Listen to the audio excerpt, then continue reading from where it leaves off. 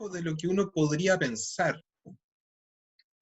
Mira, ¿no es cierto?, la Constitución y encuentra que es un libro que no es un libro muy largo tampoco, ya tiene 15 capítulos, tiene más de 130 artículos, y la verdad es que uno se pone a pensar, este libro, este librito, este texto que puede ser tan breve, es de verdad tan fundamental, es de verdad tan importante para la vida de nosotros, tanto que hoy en día ha estado siendo el eje del ordenamiento político en nuestro país. ¿Ya? Ustedes me avisan si se escucha bien o si no se escucha.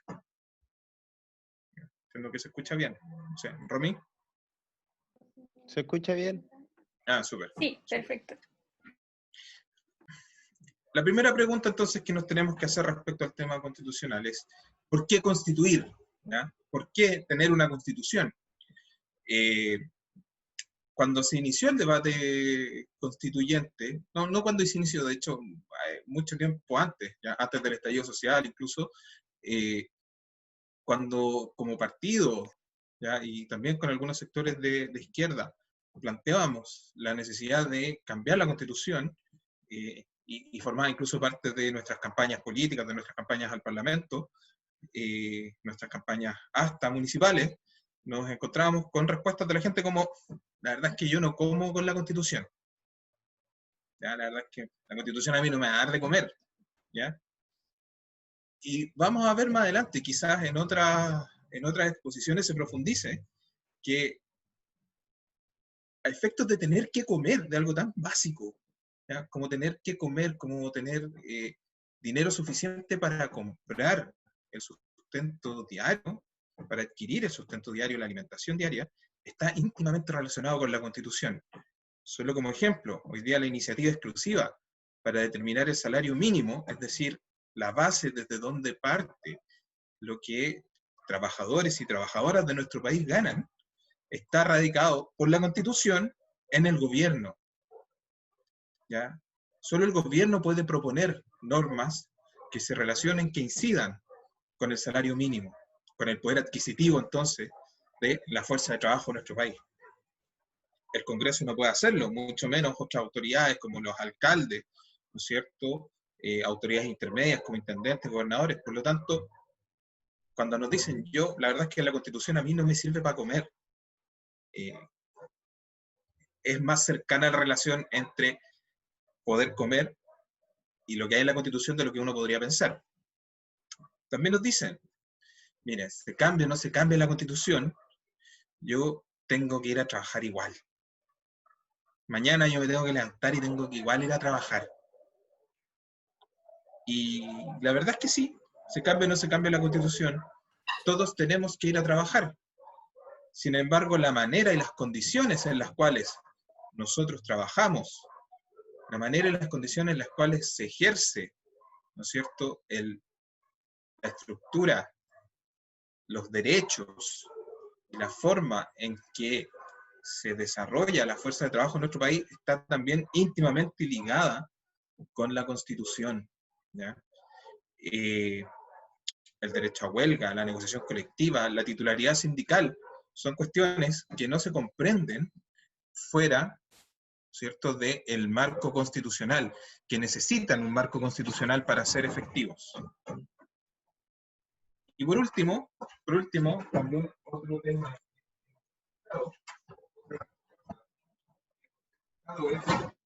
¿Para qué cambiar la Constitución? Y basta con cambiar la ley. ¿Ya? Y simplemente hay cuestiones que están en la ley y que por lo tanto la Constitución no tiene mayor injerencia en ellas. Y claramente eso no es cierto. Claramente, ¿no es cierto? Si bastara con cambiar la ley, habrían cambios que son demandados, que nuestro pueblo necesita, ¿no es cierto?, que podrían haber sido estructurados desde hace mucho tiempo. Pongamos, por ejemplo, la garantía del derecho a la seguridad social, ¿no es cierto?, en materia de pensiones, en materia de salud. Si bastara con simplemente cambiar el decreto 3500, el decreto de ley 3500, que es la ley que regula las AFP, que regula el sistema de pensiones, y si nosotros por ley estableciéramos el fin a la AFP, si nosotros por ley estableciéramos que las instituciones privadas con fines de lucro, las sociedades anónimas, como específicamente lo señala el decreto de ley 3500, quedan fuera del sistema de pensiones, estaríamos cayendo en una abierta y directa inconstitucionalidad, porque la Constitución del 80 garantiza el derecho a elegir entre un sistema público y un sistema privado. Por lo tanto, el sistema privado tiene rango constitucional. No basta con cambiar la ley. ¿Ya? Entonces, vamos configurando un poco esta respuesta de por qué constituir, ¿ya? ¿Por qué necesitamos estructurar en una constitución lo que nosotros queremos como país, las ideas que tenemos, ¿no es cierto?, para desarrollar el futuro de nuestro país, el futuro de nuestro pueblo incluso. Entonces, la Constitución. ¿Para qué? ¿Es necesario tener una Constitución? Hay sectores, personas, pensadores incluso, que dicen que no es tan necesario. Hay una corriente que hoy día se acerca mucho y que lo puedo explicar un poquito más adelante en mayor profundidad, pero me interesa que se queden con esto. Hay algunas corrientes que dicen que las constituciones no son necesarias o que tienen que regular aspectos mínimos, ¿ya? Son sectores profundamente liberales. De hecho, esa tesis se llama la tesis de la constitución liberal mínima, ¿ya? Donde pareciera ser que constituir no es muy necesario y que solo se necesitan reglas simples para la convivencia social. Establecer en la Constitución la existencia de los límites territoriales, la existencia de maneras de adquirir la nacionalidad o simplemente mencionar la separación de poderes. Y la otra gran pregunta es, ¿para quién constituimos? ¿Para quién tenemos una constitución? ¿La tenemos para las personas individualmente consideradas? ¿Ya? ¿Qué definimos como persona? ¿Solo los seres humanos? Las empresas, por ejemplo, las organizaciones de la sociedad civil, ¿son personas a efectos constitucionales o no? ¿Ya? Y por lo tanto, también le constituimos para las instituciones. Y un punto de partida que nosotros hemos discutido mucho en la Comisión Constitucional es si la Constitución la miramos para el pueblo o para la nación. Y ese debate no es para nada baladí. ¿Ya? Es un debate muy, muy importante. Quien ejerce, ¿no es cierto?, la titularidad de lo que se va a consagrar en la Constitución, para quién constituimos, nos da lo mismo si es el pueblo o la nación. Hoy día, nuestra Constitución consagra la soberanía, ¿no es cierto?, consagra esta idea fuerte de para quién constituye en la nación. ¿Ya? Y eso ha traído consecuencias bien importantes respecto, por ejemplo, a los derechos de los pueblos indígenas. ¿Ya? Y nosotros como comunistas, evidentemente, tenemos una perspectiva bien clara y bien concreta en torno a que el titular de los derechos es el pueblo. Y eso va a ser súper importante porque, además, cuando nosotros pensamos en los derechos, los pensamos como derechos sociales. ¿Ya? En general los pensamos como derechos sociales y no como derechos individuales.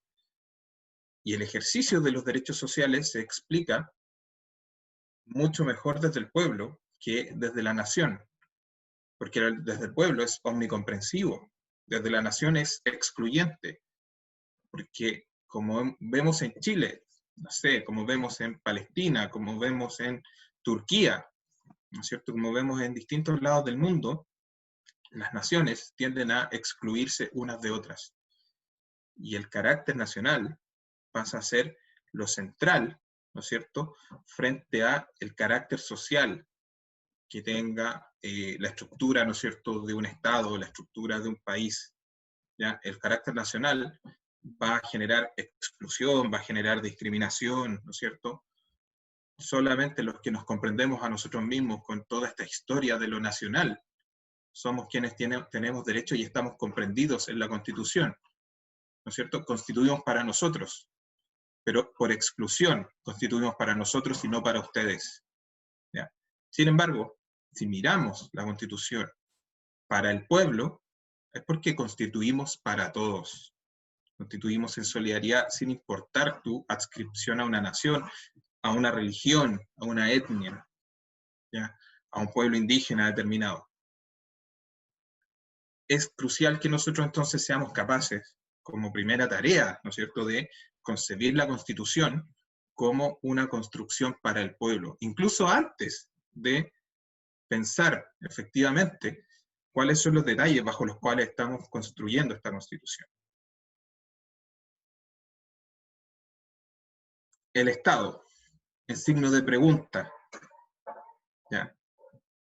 Y mirando este mapa, ya este mapa entrelazado, ¿no es cierto?, del mundo, la teoría clásica de la Constitución, ¿no es cierto?, si pensamos en la Constitución como pacto social, y esta teoría construida a partir de la Revolución Francesa, de la generación de los estados nacionales, ¿no es cierto?, nos habla justamente de la Constitución como un pacto social de los nacionales de un país para darse las reglas en las que confluyen como Estado, ¿ya? Y hoy día es dudoso que podamos primero concebir un Estado desde la teoría clásica. Ya hace rato, ¿no es cierto?, hace mucho tiempo, que hemos dejado de pensar en el Estado de la manera clásica, como lo venimos, como se pensaba antes, ¿no es cierto? Un Estado, un territorio, un país, una nación. ¿Ya? Eso la verdad es que está muy, muy obsoleto. Segundo, porque la interrelación, ¿no es cierto?, el desarrollo de las comunicaciones, el desarrollo de la tecnología, nos ha mostrado que no solo es necesario concebir una nueva forma de Estado, sino también una nueva forma en que los Estados se relacionen entre sí, ¿ya? Una nueva forma en que los Estados se miren a sí mismos y a los demás. Por último, porque hay entidades que son supraestatales por encima de los Estados, y que pareciera que tuvieran la misma capacidad de gobierno, la misma capacidad de incidencia, la misma capacidad de desarrollo y de potenciar las formas de trabajo, ¿no es cierto?, y de influir en la legislación que tienen los estados. Estamos hablando simplemente de las corporaciones, ¿no es cierto?, de las grandes transnacionales. Entonces, pensar hoy día en la Constitución, en cómo constituimos, en para qué constituimos, requiere también mirar, ¿no es cierto?, mirar no solo la forma del Estado, sino la forma del mundo, y la forma en que los Estados interactúan entre sí, la forma en que las entidades que no son Estados, pero que están presentes y que influyen en todo el mundo, interactúan también con los Estados, ¿ya?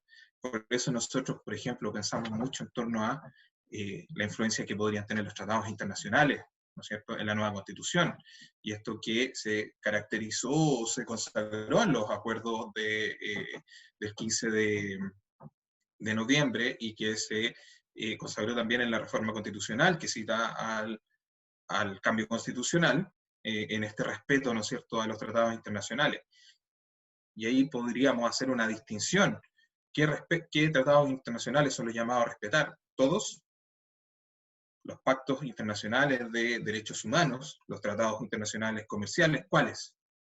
¿Ya? Anticipándole, haciéndole un poquito de spoiler, mi opinión es que no se puede prescindir de los pactos internacionales de derechos humanos, y no se pueden considerar, a contrario de eso, ¿no es cierto?, no se pueden considerar los tratados internacionales de comercio, o sea, de libre comercio o de cualquier otro tipo, ¿ya? Los pactos internacionales en materia de derechos humanos tienen una característica que se llama la progresividad, es decir, que no se puede renunciar a todo lo que se ha avanzado en la materia. Hay alguien peleando ahí en el micrófono. Acá, a ver, esta es una cita que yo lo ocupo para ilustrar, ¿no es cierto?, esta idea clásica desde, que hay que superar, ¿ya? Esta idea clásica que hay que superar respecto a cómo nosotros constituimos, ¿ya? Cómo entendemos la sociedad, ¿ya? una frase de John Locke que está dentro de estos teóricos del constitucionalismo clásico, inglés, británico, francés, ¿no es cierto? Y que piensa que la sociedad, ¿no es cierto?, que el pacto social ya se deriva de aquello que en cualquier lugar donde hubiera un número de hombres y mujeres, habría que agregar, ¿no es cierto?, están unidos en una sociedad a punto de renunciar a su poder ejecutivo de la ley natural a favor de cualquiera y enviarlo al público, ahí existe y solamente existe una sociedad civil o política. En el fondo, lo que nos dice Locke es que constituir o constitucionalizar, ¿no es cierto?, significa hacer un pacto en el que, ya sea porque es necesario, ya sea porque es civilizatorio, ya sea por, no importa tanto el fundamento en este punto, pero para construir, ¿no es cierto?, un pacto social, las personas, ¿no es cierto?, renuncian a un autogobierno natural, renuncian a dirigir su vida dentro del ámbito de lo político-social, ¿no es cierto?, y le entregan ese poder, le entregan ese mandato al resto de la sociedad. Y eso tiene que constar en un pacto, tiene que constar en lo que se llama la Constitución. Estas son las bases, ¿no es cierto?, clásicas del constitucionalismo, las bases de por qué en algún momento se pensó en crear, generar constituciones.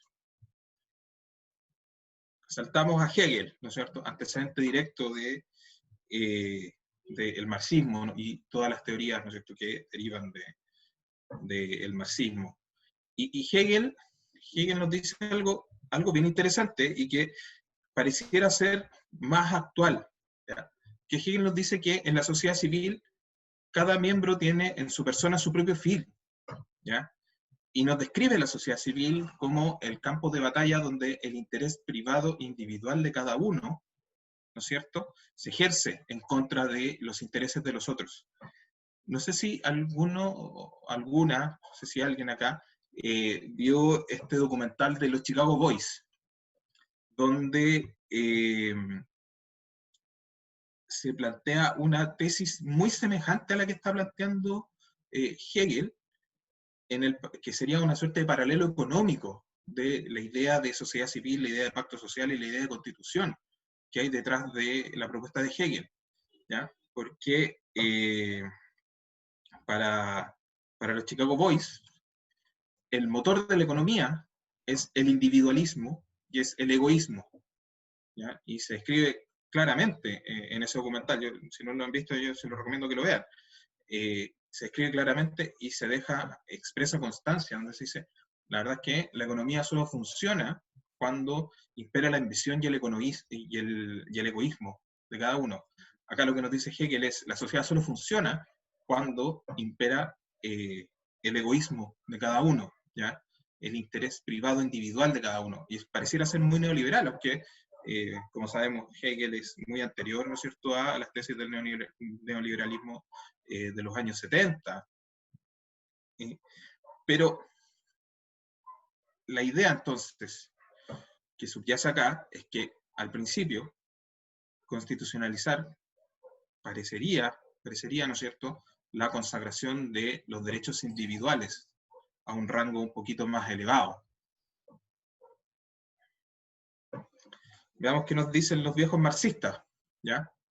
Gramsci, ¿no es cierto?, este gran comunista pensador italiano, dice que las leyes de la historia estaban dictadas por la clase propietaria organizada en el Estado, y que el Estado siempre fue el protagonista de la historia porque en sus organismos se concentra la potencia de la clase propietaria, que en el Estado la clase propietaria se disciplina y se unifica por sobre las disidencias.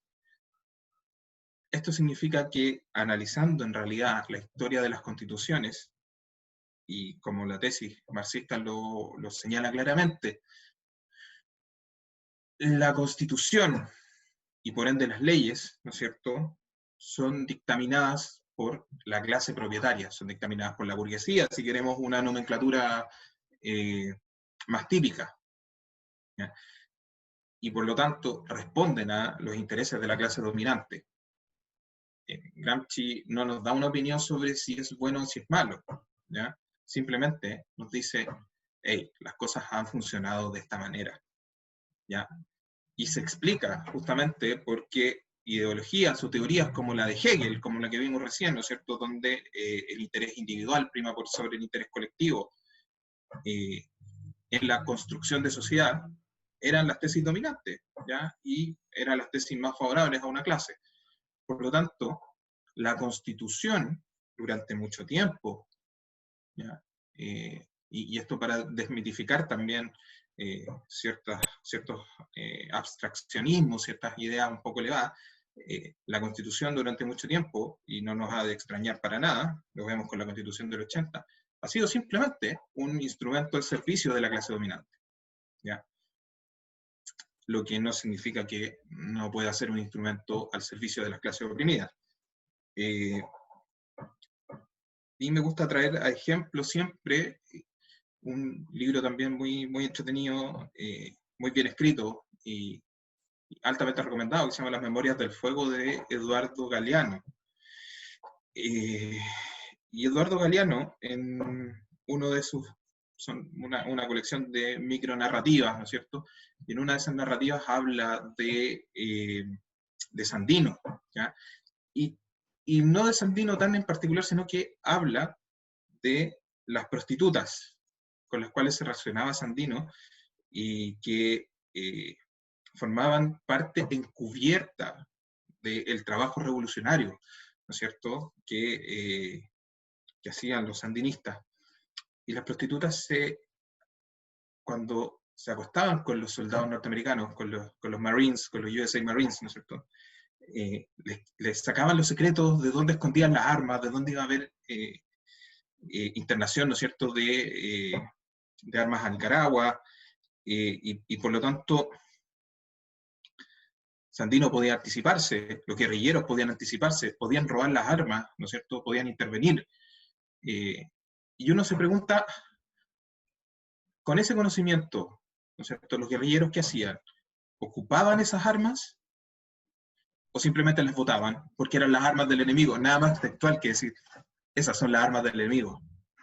Uno tiene que pensar entonces que pese a que Gramsci, ¿no es cierto?, y pese a que Marx, y pese a que Lenin, pese a que todos los pensadores de izquierda describan las leyes y describan al Estado como un arma del enemigo, un arma de la clase opresora para oprimir a la clase oprimida, ¿no es cierto?, un arma de la burguesía para oprimir al proletariado, no nos debemos olvidar que tenemos que ser capaces también de ocupar las armas del enemigo para el bien social, para el bien común, ¿ya?, para la emancipación, ¿ya? Y por lo tanto, si bien esta descripción es absolutamente cierta, nosotros tenemos que ser capaces de revertir, de subvertir esta situación a la cual históricamente nos tiene acostumbrado, ¿no es cierto?, la Constitución, porque las constituciones en general son liberales y son injustas. Entramos ya en materia derecha descriptiva, ¿no es cierto?, la Constitución. ¿Qué es una Constitución? ¿Ya? Y esto es esto es simplificando, ¿no es cierto? Esto es simplificando, vamos a partir de esta base de cero para construir algo un poquito más complejo, ¿ya? Se dice que la Constitución es el pacto fundacional de una sociedad, lo vimos recién, ¿no es cierto? Todos nos ponemos de acuerdo, dejamos de lado ciertas características propias inherentes a cada uno y se lo entregamos al colectivo para que nos gobernemos entre todos. Y es el modo en que una sociedad escoge para definir las reglas fundamentales con las que organizar la vida en común, ¿ya? Una definición súper neutra, ¿ya? Súper neutra. Y la verdad es que bien descriptiva. Pero vamos a tomar algunos conceptos y los vamos a ordenar de izquierda a derecha, ¿ya? Gargarella, un autor argentino, ¿no es cierto?, constitucionalista, que idea este concepto de la sala de máquinas, como lo que pasa legislativamente en torno a la Constitución, ¿ya?, donde la sala de máquinas, la Constitución es la sala de máquinas donde se impulsa, ¿no es cierto?, el motor de una sociedad. Gargarella tiene una visión de lo que debiese ser una Constitución, ¿ya? Debiese ser un pacto entre iguales, ¿ya? Debiese ser un acuerdo celebrado en una sociedad por todos los que lo integran, ¿ya? Y donde todos y todas estén situados en un punto de igualdad, ¿ya? Donde no haya diferencias fundamentales, ¿ya? O no haya diferencias que permitan que una persona o un grupo de personas se encuentre en una posición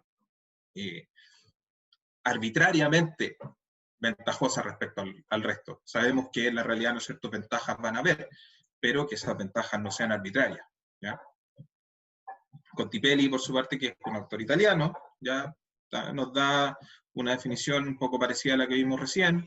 Nos habla de la juridicidad, ¿no es cierto?, que es un documento jurídico, ya que es una norma, que es una ley.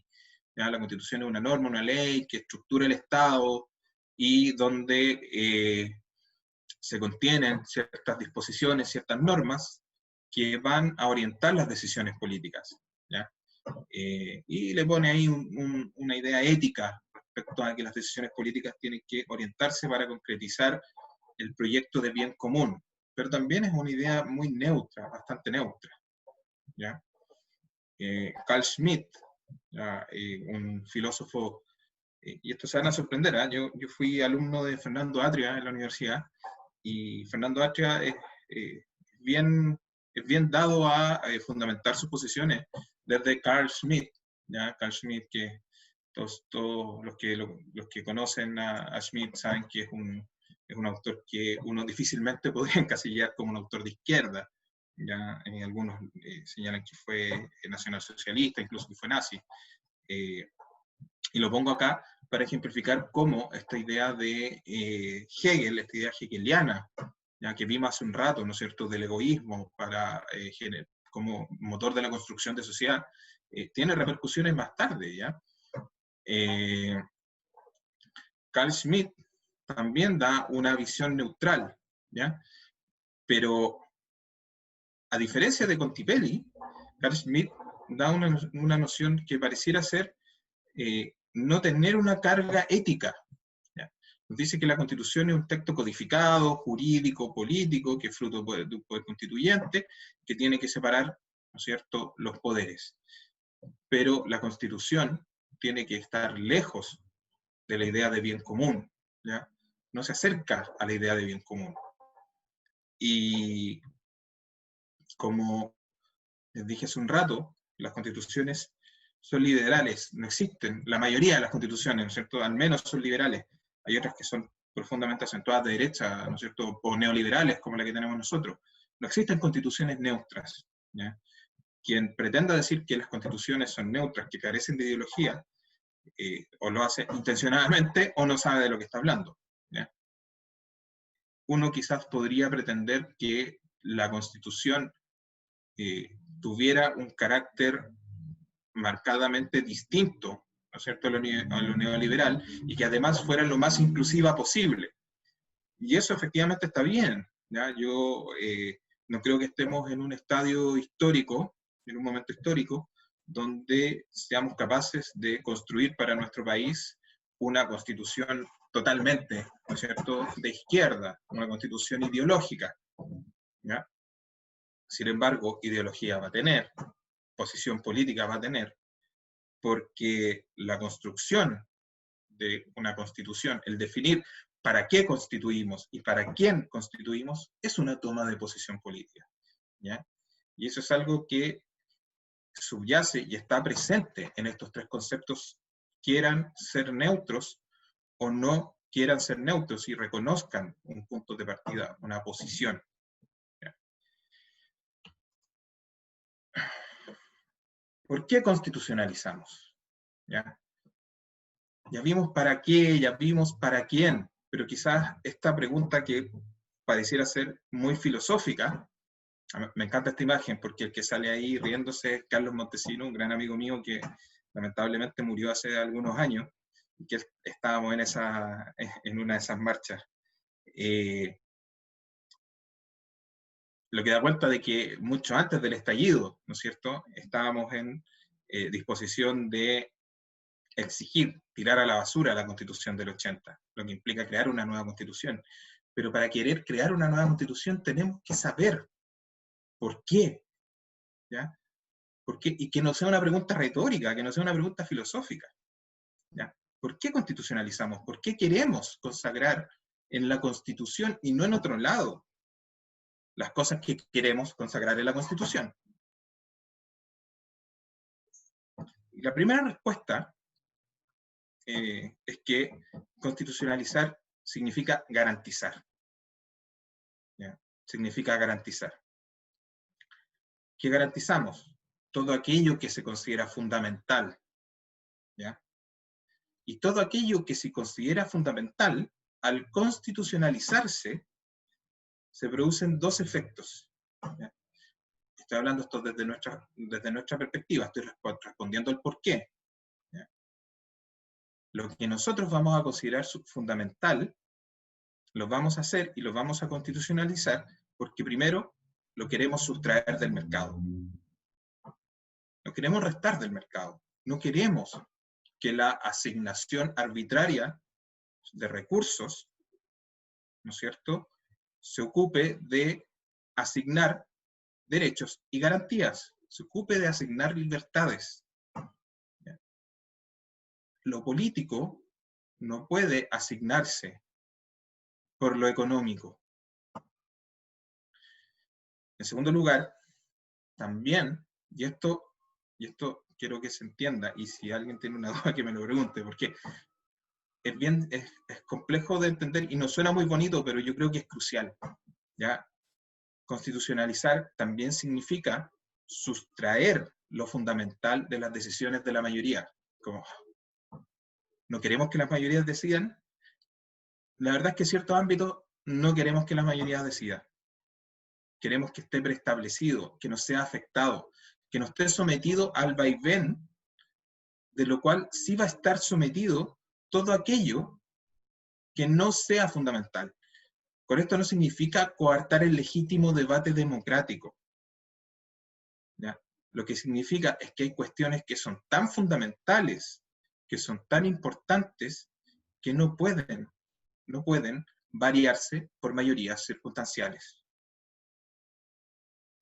Y con esto no me refiero a un tema de quórum, no me refiero a los 2/3, no me refiero a los 3/5, no. Con esto me refiero, y tiene un poco que ver también con lo que les decía hace un rato respecto a esta idea supranacional, ¿no es cierto?, de la pervivencia y la relevancia de los tratados y de los pactos en materia de derechos humanos. ¿Ya? Hay cuestiones que son tan fundamentales para la sociedad, que son tan fundamentales para la convivencia social, para la paz, para el proyecto común de una sociedad, que no puede estar arbitrariamente definida, ¿no es cierto?, por quien tiene la mayoría un año y por quien tiene la mayoría al otro año en el Congreso Nacional, por ejemplo. ¿Ya? Por muy legítimo que el debate democrático sea así. Estoy pensando en cosas como la seguridad social, estoy pensando en cosas como la salud, estoy pensando en cosas como la educación. ¿Ya? Estoy pensando en aquello que nosotros tenemos que considerar fundamental. La palabra clave aquí es fundamental. ¿Ya? Y en ese sentido, los derechos y las garantías son, que no lo crean, son fuentes de invalidación y deslegitimación de lo común. Y aquí estoy haciendo un análisis un poquito dialéctico. ¿Ya? Estoy partiendo de abajo. Lo común, lo que no es fundamental, lo que no necesita ser consagrado como derecho y garantía por sobre las demás cosas, ¿no es cierto? Lo que es aprehensible, lo que es tangible en el día a día, en el mecanismo diario, ¿ya? Es válido y es legítimo. ¿Ya? Es válido y es absolutamente legítimo. Lo que tenemos que hacer entonces con los derechos y garantías es quitarle esa validez común y deslegitimarlo de lo común, de lo ordinario, y elevarlo al rango de fundamental. Eso significa constitucionalizar. Eso significa garantizar. Tenemos que definir entonces qué cosas, o sobre qué cosas, sobre qué derechos, sobre qué garantías establecemos quienes no pueden decidir, ¿ya? Por ejemplo, yo no quiero, lo voy a traducir en un lenguaje un poquito más simple. Yo no quiero que el gobierno actual decida sobre la educación de las nuevas generaciones. Definimos quién no puede decidir, ¿ya? ¿Quién puede decidir? ¿Quién puede decidir? Asamblea Constituyente Soberana. Eso es constitucionalizar, ¿ya? ¿Qué cosas no se pueden decidir? También constitucionalizar significa eso. Yo no quiero, por ejemplo, que se decida privatizar el agua. Y la Constitución entonces pondrá esos límites. Eso es garantizar, ¿ya? Eso es garantizar desde esta perspectiva que a veces cuesta entender, ¿ya? Porque es súper simple decir, es que no podemos invalidar, ¿no es cierto? No podemos delegitimar. Sí podemos. Por eso constitucionalizar está por sobre legislar, está por sobre decidir en lo cotidiano, ¿ya? Decimos, quienes no pueden tomar estas decisiones, ¿ya? Mayorías simples no pueden tomar estas decisiones, ¿ya? Las mayorías circunstanciales que sean un año no pueden tomar estas decisiones. Y además decidimos como pueblo, como sociedad, ¿no es cierto?, qué decisiones no se pueden tomar, ¿ya? Y si lo miramos de esa perspectiva, pareciera ser, y si lo miramos de esa perspectiva, considerando cuáles son los derechos que nosotros no queremos sobre los cuales operen estas decisiones, pareciera ser de toda lógica, ¿no es cierto? Pareciera ser de toda lógica, por ejemplo, prohibir que se pueda decidir afectar el medio ambiente, que se pueda decidir deforestar el sur de Chile. Por supuesto que yo no quiero que esa decisión esté dentro del campo de las decisiones comunes. Eso es el sentido entonces esa es la respuesta. ¿Por qué constitucionalizamos? Por eso, porque hay cuestiones que no queremos que sean decididas, porque si se deciden, perjudican al resto, perjudican a la sociedad, nos perjudican a todos. Es una mirada solidaria respecto de la toma de decisiones. Y aquí pasamos entonces justamente en la conjunción de esto, de derechos y garantías y de aquello que decidimos que es fundamental, construimos este concepto de derechos fundamentales, que es tan importante para la Constitución, ¿ya? Porque la Constitución toma posición respecto a los derechos fundamentales. A favor o en contra. Ya tenemos una Constitución que toma posición radicalmente en contra de muchos derechos fundamentales. Y una primera definición, y la tengo aquí en signo de interrogación también, porque es una definición de la más común y que vamos a encontrar, ¿no es cierto?, en libros y las vamos a encontrar en varias charlas, ¿no es cierto?, que es una definición muy, muy simple. ¿Ya? Yo me excuso por ser tan crítico, pero entiendo que estamos en confianza, que respondemos, ¿no es cierto?, a una posición política a todos, común, y porque creo que son compañeros y gente inteligente capaz de problematizar. Entonces, les traigo problemas, no les traigo soluciones. Y la idea de los derechos fundamentales, entonces, como derechos subjetivos, es decir, derechos que pertenecen a los sujetos, ¿ya?, que corresponden universalmente a todos los seres humanos en cuanto dotados del estatus de persona y de ciudadanos, también parece ser una definición bastante aceptable, ¿ya? Y es tan aceptable que es completamente difundida, ¿ya? Es aceptada por la mayoría de los sectores, es la definición que nos pasa, ¿no es cierto?, a los que estudiamos Derecho en nuestro ramo de constitucional, los que tuvieron ramo de Derecho Humano, es una definición de la cual parte, ¿no es cierto? Es una definición que está presente y que se relaciona con varios pactos internacionales, ¿no es cierto?, de derechos humanos, pero para nosotros que estamos pensando, ¿ya? Ya sabemos por qué constituir, ya sabemos qué cosas constituir, tenemos que encontrar entonces cuáles son los derechos, ¿no es cierto?, que nosotros vamos a constituir. Y basta con saber que son derechos que responden al estatus de persona y el estatus de ciudadano. Veamos qué nos dice el viejo y nunca bien ponderado Marx. ¿Ya? La primera tesis de Marx respecto a los derechos humanos, porque Marx los divide en dos partes, nos dice: los derechos humanos son derechos políticos, son derechos que solo pueden ejercerse en comunidad con otros hombres. Nuevamente el lenguaje ahí traiciona un poco, con otros hombres y mujeres, con otras personas. ¿Ya? Recordemos que esto está escrito en un tiempo donde no teníamos esta preocupación, los filósofos no tenían la preocupación, ¿no es cierto?, del lenguaje inclusivo. ¿Ya? Pero concedámosle el punto a Marx. ¿Ya? Son derechos que solo pueden ejercerse en comunidad. Son derechos que no están mirados, ¿ya? No están mirados al individuo. ¿Y se acuerdan lo que vimos de Hegel? Y Hegel nos decía que constituir, ¿no es cierto?, constitucionalizar, crear sociedad, significaba ponderar mis intereses por sobre los de la comunidad.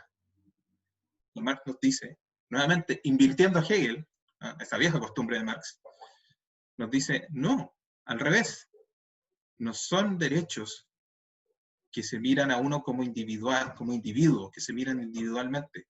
Son derechos que solo, que únicamente se pueden ejercer en comunidad. ¿Ya? Por lo tanto, los derechos fundamentales son derechos colectivos. ¿Ya? Que uno los pueda ejercer en la práctica, en teoría, por uno mismo, perfecto, ningún problema. ¿Ya? Pero los derechos fundamentales para nosotros van a ser derechos sociales y derechos colectivos. ¿Ya? Otra cosa es cómo se apliquen. Y la segunda tesis de Marx, y esta es la que contradice fundamentalmente la tesis general de los derechos humanos, ¿ya?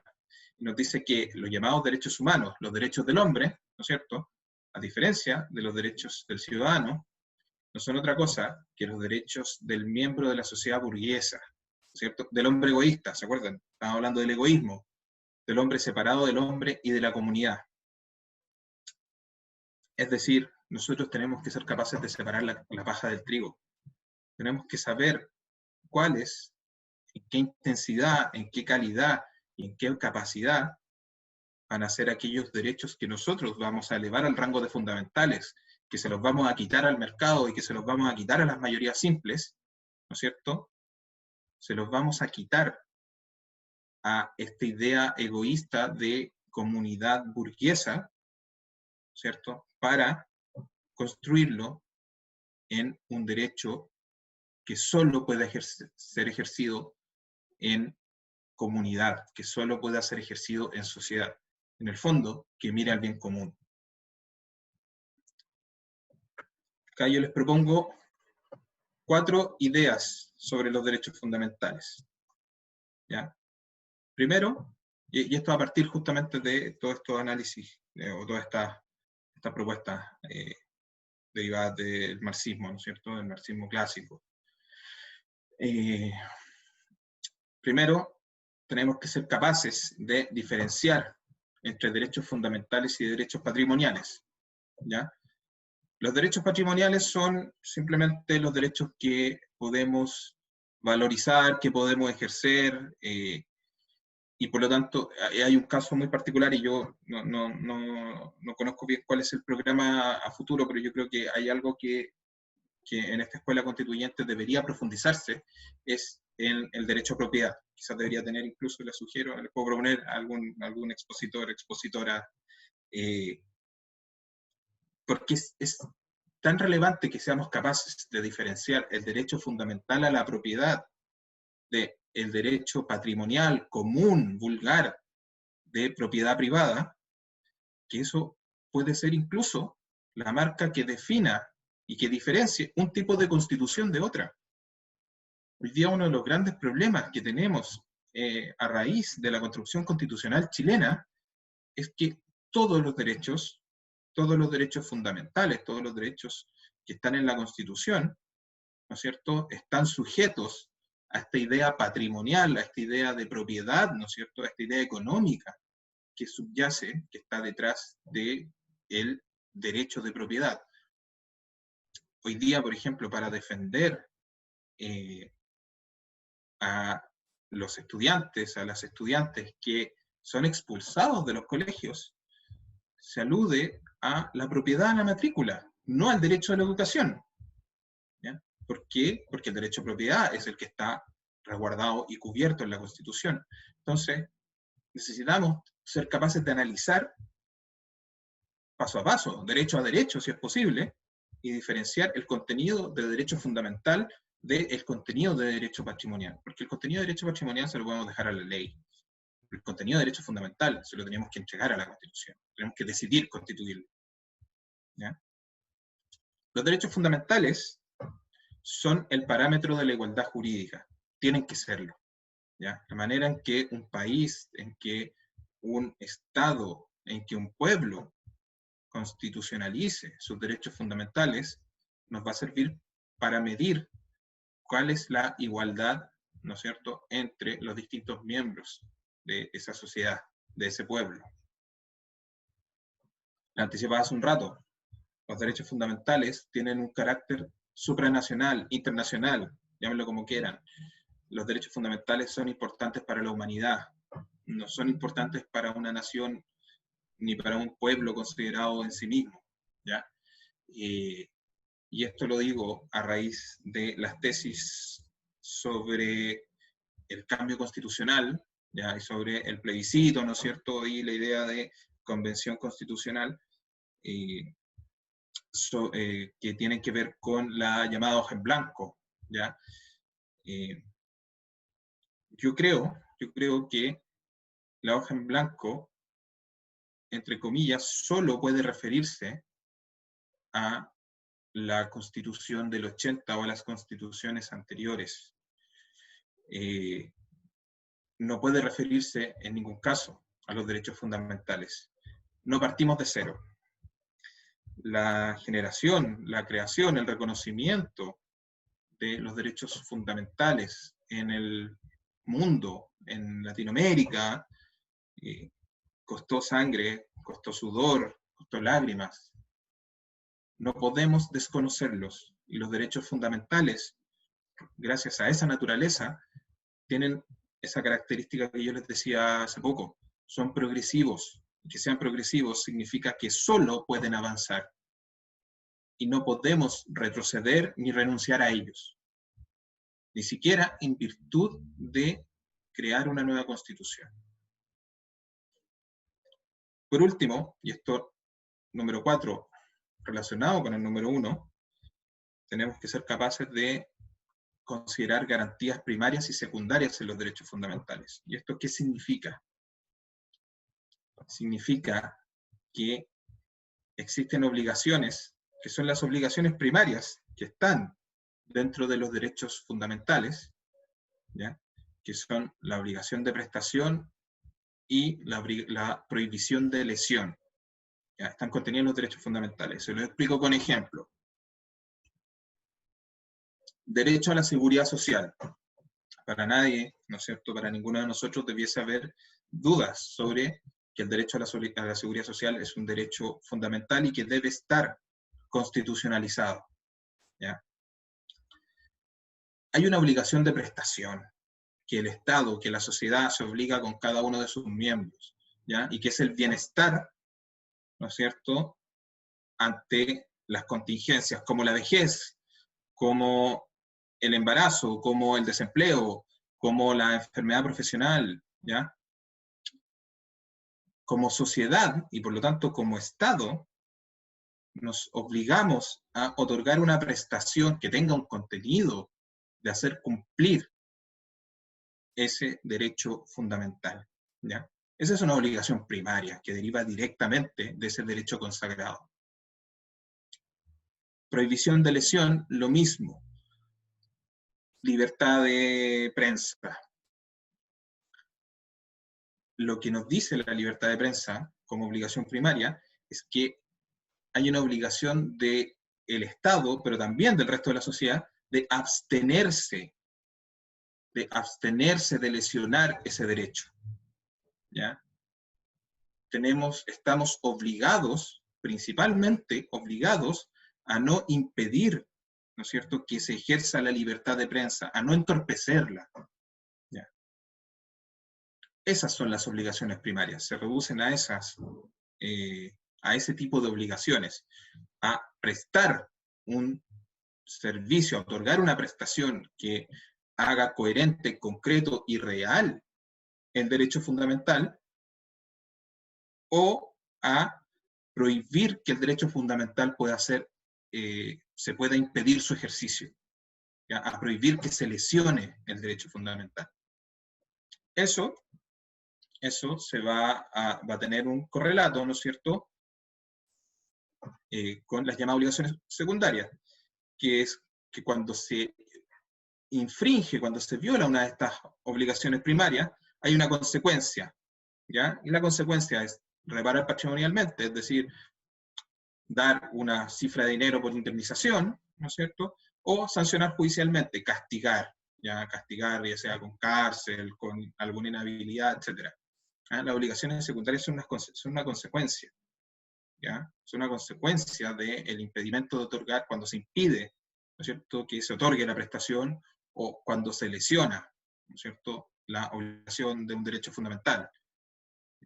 Y es importante porque esto nos va a dar la medida de cuán efectivos son los derechos fundamentales, ¿ya? Cuán efectivas son estas decisiones de constitucionalizar.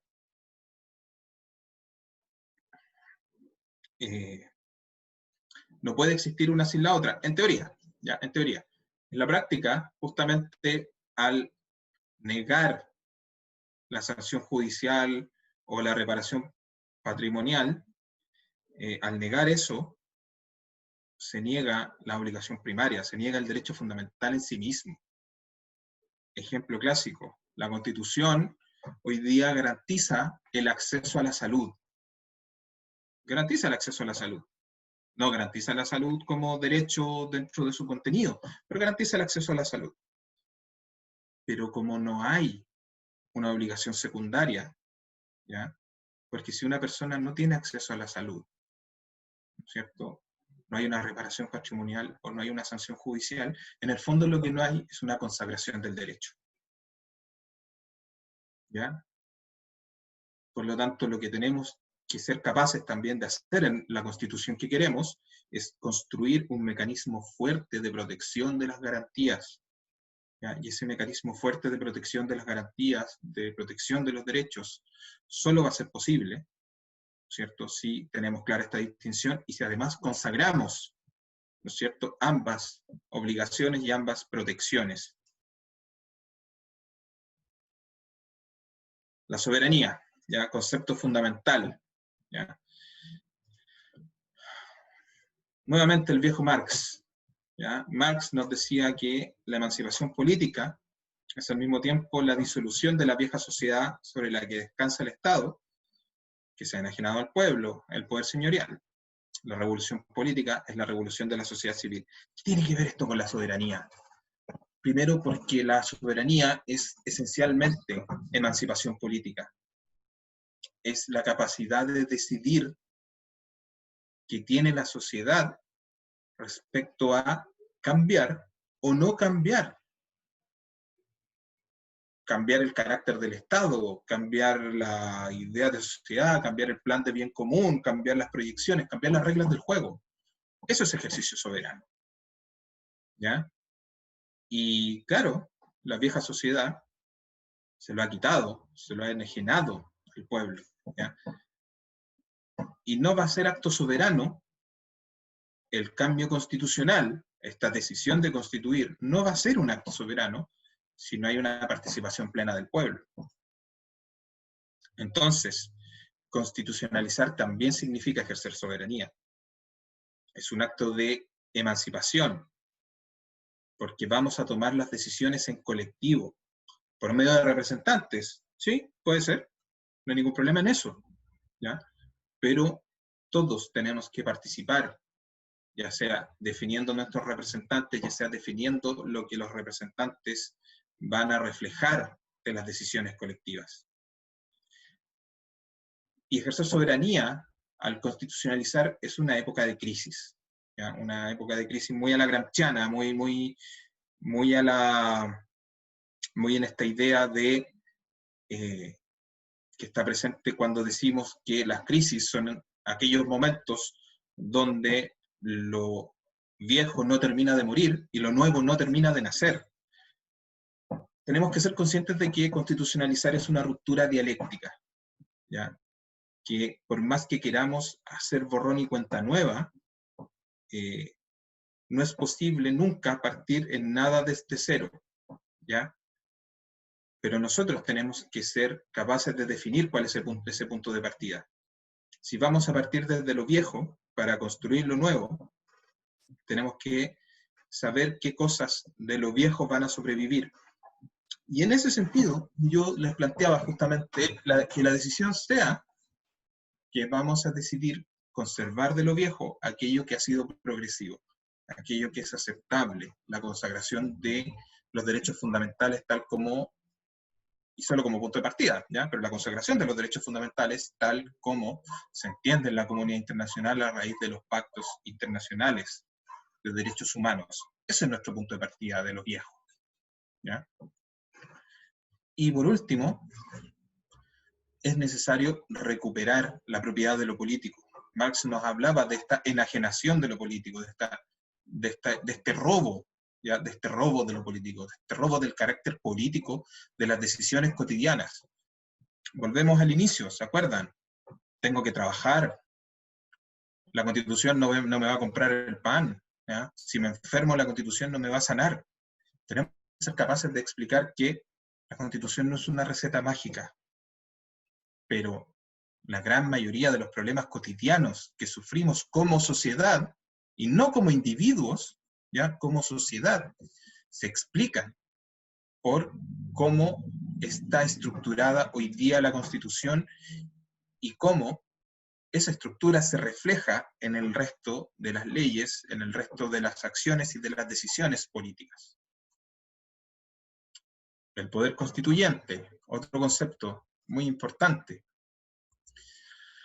Las características del poder constituyente: es soberano, ¿ya? Es decir, es absoluto, es preexistente, no deriva de ningún otro poder, es extraordinario, ¿ya? Opera en estos momentos de crisis, en estos momentos donde tiene que surgir lo nuevo a partir de lo viejo, ¿ya? Es supremo, está por encima de todas las demás instituciones, ¿ya? Es autónomo. Es muy importante esto, y se lo voy a explicar a continuación, pero es muy importante. Es autónomo, el poder constituyente es autónomo. Se lo voy a repetir por última vez, el poder constituyente es autónomo, ¿ya? No depende de ninguna otra institución, ni siquiera de una institución anterior. Y es un derecho fundamental, ¿ya? Constituye, ¿no es cierto?, en la práctica, lo que denominamos el derecho de autodeterminación de los pueblos. El poder constituyente puede ser originario y derivativo, ¿ya? ¿Y por qué yo les decía que el poder constituyente originario, ¿ya?, principalmente originario, es autónomo, ¿ya?, que es indelegable, que es soberano?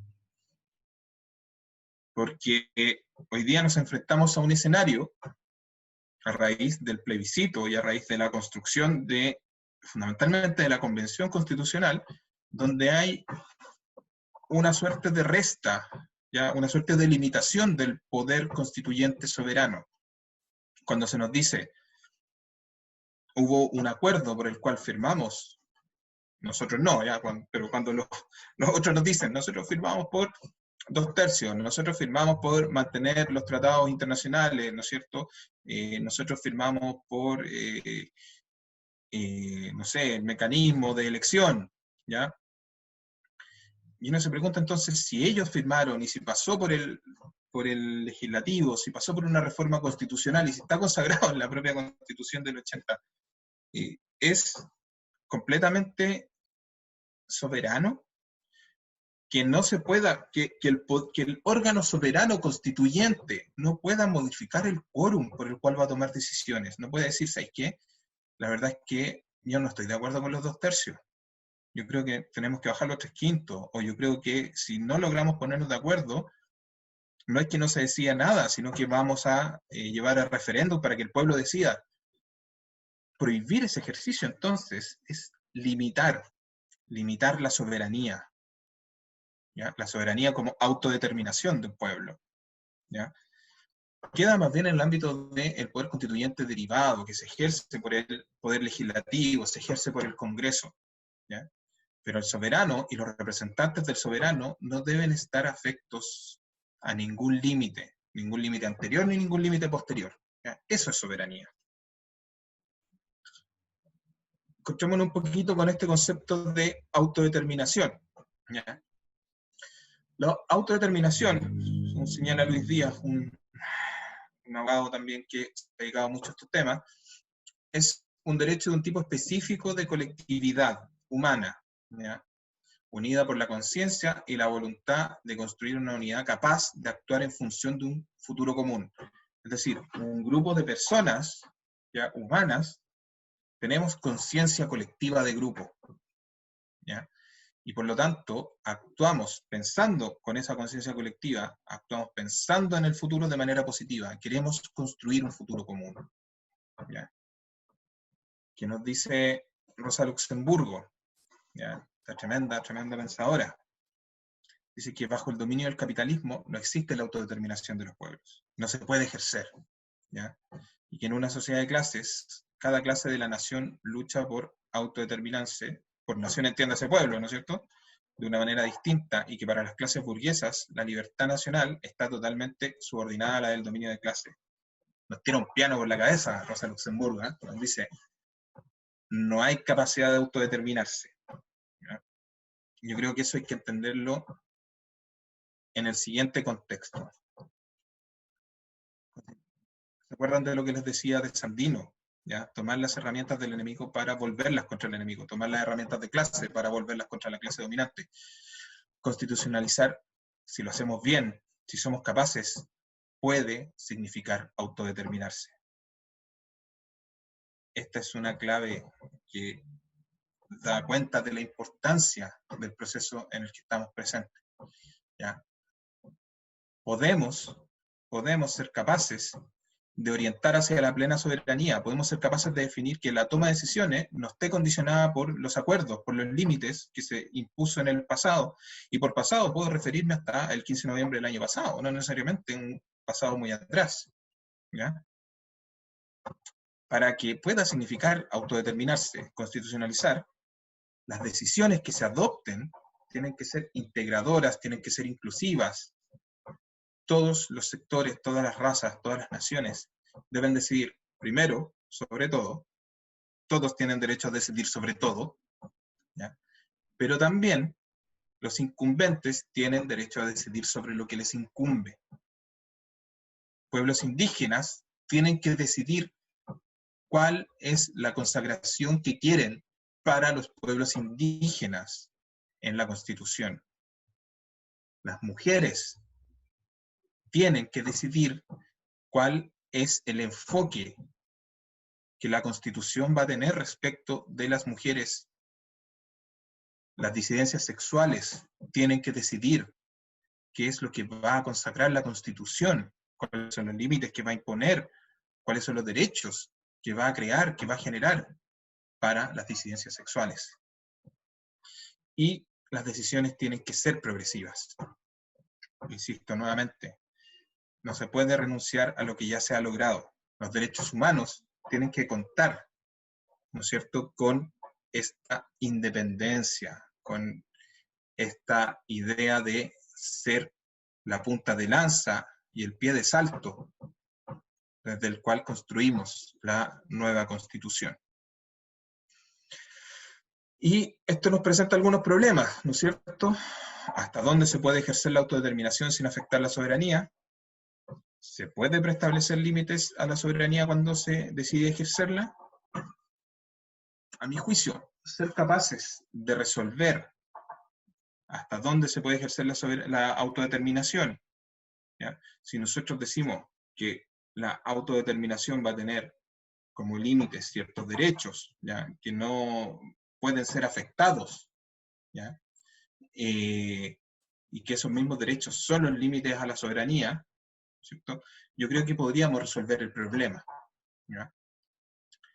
Y si decimos, miren, la verdad es que el órgano constituyente que se elija a futuro no está amarrado y no va a estar amarrado por los acuerdos que hayan adoptado, ya sea el Congreso presente o ya sea, no sé, un grupo de élite de partidos políticos, sin consulta previa, sin consultárselo al resto, sin consultárselo a los pueblos indígenas afectados, sin consultárselo al movimiento social, también podríamos resolver el problema, ¿no es cierto? y generar una estructura y una capacidad de autodeterminarse por parte del órgano soberano que va a definir la Constitución, que podría efectivamente dar lugar a una nueva Constitución plena, soberana, inclusiva, representativa y por sobre todo con una profunda garantía de los derechos fundamentales. Eso es, compañeros y compañeras. Muchísimas gracias.